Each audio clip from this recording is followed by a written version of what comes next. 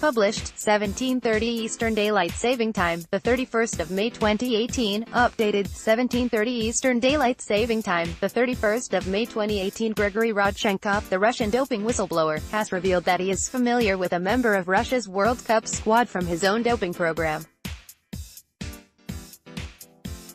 As reported by The Independent, Rodchenkov was the director of Russia's national anti-doping laboratory for an extensive period before becoming a whistleblower, and he is now in witness protection in the United States. Rodchenkov addressed the Sports, Politics and Integrity conference in London through video link via a secret location in the United States. Grigory Rodchenkov revealed that he is familiar with a member of Russia's World Cup squad. During the address, his face was covered with a balaclava, while he also disclosed that a great threat exists to his life. Rodchenkov went on to state that he was aware of 34 players who had been involved in doping and whose positive tests had been covered up. In addition, he said that Vitaly Mutko, who was previously Russian sports minister and head of the Russian Football Union, told him not to touch footballers. He said, "As director of one laboratory, I was supervising whole process of doping control. Mutko, as my boss and the senior man in football, said don't touch football players.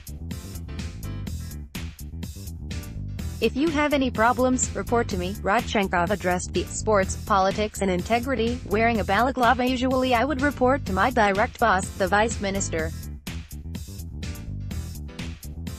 But in this case I would just report to Mutko." Rodchenkov went on to provide further details of the players he said had been involved in doping. He said, "There were 34 footballers listed in the doping control program, playing at junior, under-23, ladies and senior levels.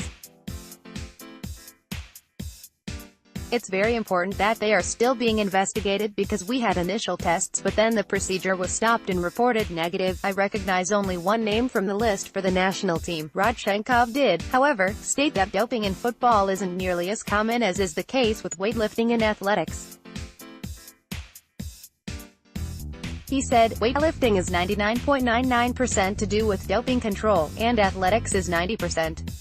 When we are talking about weightlifting and athletics, there is a huge gap compared to football.